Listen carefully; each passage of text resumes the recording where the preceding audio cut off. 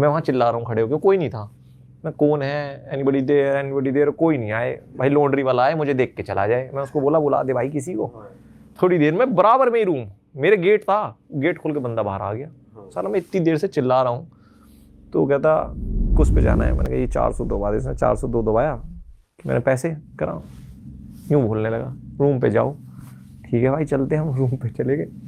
मैंने जैसे ही रूम खोला भाई, उस रूम में तो जंजीरें पड़ी हुई है, बेड पे जंजीरें हैं, और मशीन अंदर घुसते ही एक मशीन लगी हुई है।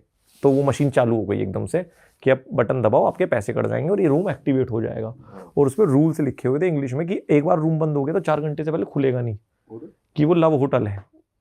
अब आप उसमें अपनी गर्लफ्रेंड के साथ लोग हो जाओगे, उसमें जंजीरें और ऐसे सामान। प्रोग्राम की पूरी प्रोग्राम है, फ्रिज वगैरह, कोल्ड ड्रिंक जो भी था, जिसमें उसमें से लोग पैसे कट जाएंगे। बट वो बहुत सीडी सा रूम था भाई। भाई यार ये क्या भाई मैं ये चटक है भाई। मैंने नहीं, ये मैंने रील्स पे देखा हाँ है। मैंने कदम भी नहीं रखा भाई उसमें। मैंने ये तो सिस्टम की, उसने जब बोला कि गेट नहीं खोलूंगा यार ये पंगा है कुछ। और उसमें लिखा था कि अगर आप गेट खुलवाते हो एक बटन दबाओगे तो नीचे से खुलेगा। तो एक बार गेट खुलने के भी कुछ पैसे थे, मतलब पेनल्टी थी आप पे। उसका मतलब प्यार का माहौल बना रखा था कि अब अंदर ही रहो। तो जंजीरें थी और क्या क्या था? वो थी हथकड़ी जंजीरें, मतलब हथकड़ी जो होती है वो थी, और सामान पड़े थे इधर उधर, मतलब क्या डंडे वंडे, छड़ी वड़ी पड़ी थी। तो पूरा सिस्टम था भाई मैंने कहा यार ये क्या हो रहा है सुबह सुबह मेरे साथ में। मैं भाग लिया वहां से नीचे। तो मैंने उसको बोला लिफ्ट करा, लिफ्ट भी नहीं चलती, लिफ्ट नीचे से ही ऊपर आ सकती है, और जब आपका टाइम होगा तभी एक्टिवेट होगी। तो वो लॉन्ड्री वाला जबरदस्ती रहो यहाँ। लव होटल का मतलब कंसेप्ट यही होगा। तो लॉन्ड्री वाला एक छोटी सी सीढ़ी से जा रहा था, तो मुझे बोला कि भाई हट भाई मुझे जान दे। मैं चला गया उससे। तो फिर उसके बराबर में एक होटल मैंने लिया भाई, उसने 7,000 का दिया मुझे 5-6 घंटे का। बढ़िया होटल था। मैं भाई सो, टेंशन नहीं, इतनी मड़क नहीं ले सकते, बन गए ट्रैवलर जितना बनना है। सो के उठा मैं।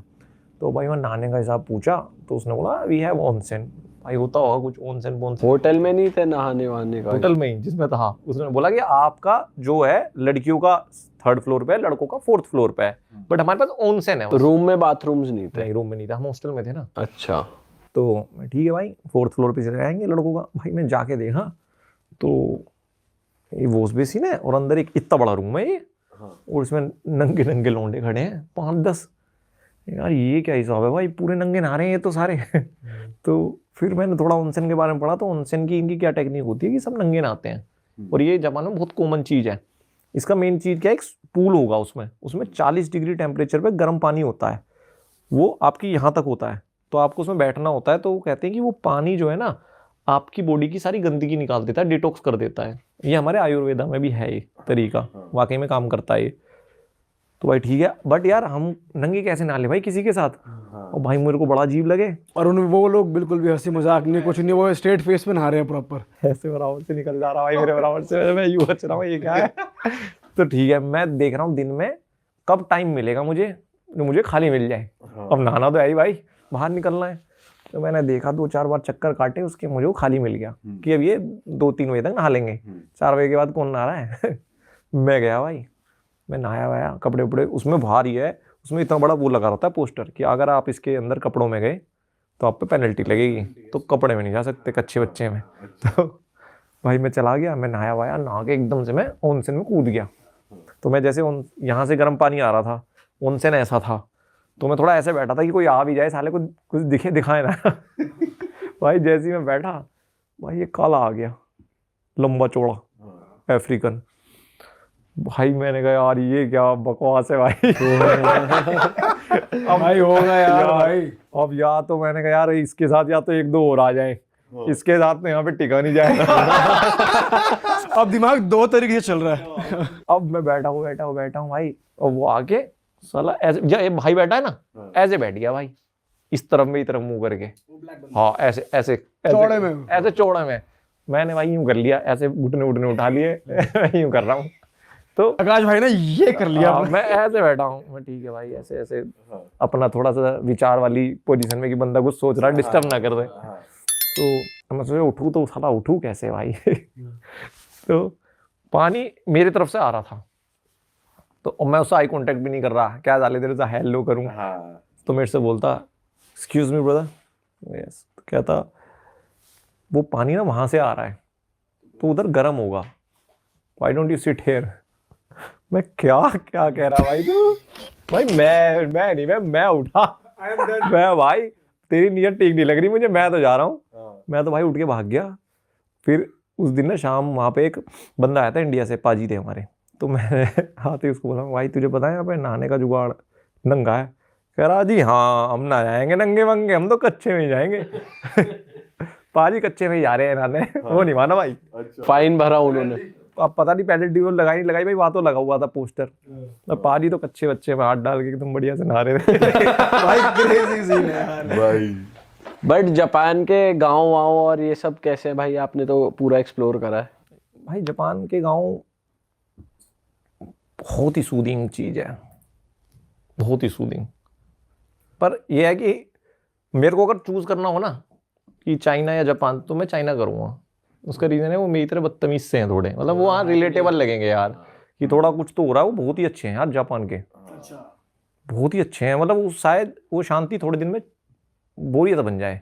और वहाँ जैसे आप चाइना में थे तो पीछे टिकटॉक फुल वॉल्यूम चल रहा है, जापान में तो लोग बात करने पे भी ऑफेंड हो जाते हैं। हाँ भाई वो हो जाते हैं, मतलब वहाँ पे तो बहुत ही। उसके म्यूजियम में गया था मैं, हिरोशिमा के, जो नहीं है हिरोशिमा नागासाकी का जो एटम बम फटा था, उसके म्यूजियम में समझने की भाई कैसे कैसे हुआ था उस दिन। ऐसा होता कि पिन भी फेंक दो ना तो आवाज आ जाए। मुझे व्लॉग करना, मैं कैमरा लेके खड़ा हूँ, क्या बोलूँ क्या भाई, बोला ही नहीं गया वहाँ पे, क्या बोलता मैं। या तो कोई बोल रहा हो भाई, कैमरा बस बोलते रहो, बाद में वॉइस ओवर कर देंगे। वो बहुत अलग है यार। भाई जापान की ऐसी ऐसी रीलें भी आ रही है कि एक बंदा वाइट सॉक्स पहन के चल रहा है, थोड़ी देर बाद उतारता है कि देखो अब भी वाइट है। एक और आ रही है कि वहाँ डस्टबिन्स नहीं मिलेंगे आपको, पब्लिक में डस्टबिन्स नहीं है, लोग अपने सब साथ ही कैरी करते हैं। तो ऐसा सच में है? डस्टबिन तो भाई नहीं है, और ये मुझे नहीं लगता कोई अच्छी बात है। हाँ यार, ये तो बेकार बात है यार, किसी के पास कुछ irritate हो गया था ट्रैश भाई। अब मान लो हमें नहीं फेंकना है तो मैं कितना फेंक रख लूंगा, कॉफी का तो कुछ हो। अब 7-Eleven रहेगा तो उसके अंदर तो आप डस्टबिन उसी के अंदर है, कॉफी पी के वहीं फेंक सकते हो। अगर कॉफी लेके निकल गए तो आप होटल तक लेके जाओ अपनी, तो ये गलत है। बट हाँ ये जो है ग्लव्स व्लव्स वाली बात, ये सॉक्स वाली कि इतना साफ है। वो मुझे ऐसा लगता है एक कई बार आधी ना, गली हो सकती है इतनी साफ।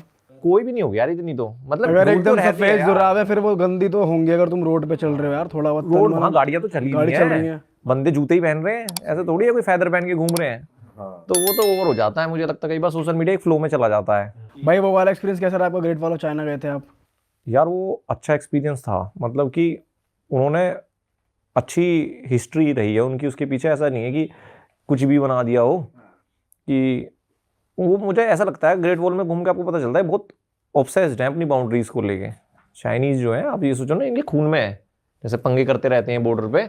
तो 2-3 हज़ार साल पहले इन्होंने बनानी शुरू करी थी और 2000 साल तक बनाई है। तो सोचो कितनी सारी सल्तनत खत्म हो गई, कितने सारे राजा बदल गए, बट ये दीवार बनाते रहे।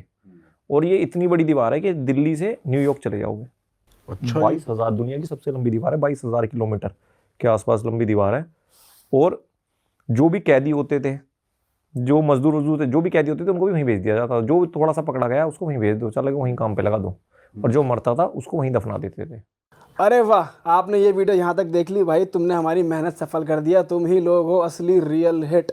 और अगर आपको बहुत मजा आ रहा है ऐसी क्लिप्स में, ऐसी वीडियोस में, तो फटाफट जाइए प्लेलिस्ट पे, बिंज वॉच कीजिए और सारी वीडियोस देख डालो और मौज काटो। That is it. हम मिलेंगे नए पॉडकास्ट में, नए क्लिप में। Till then bye bye, see you, take care, do subscribe.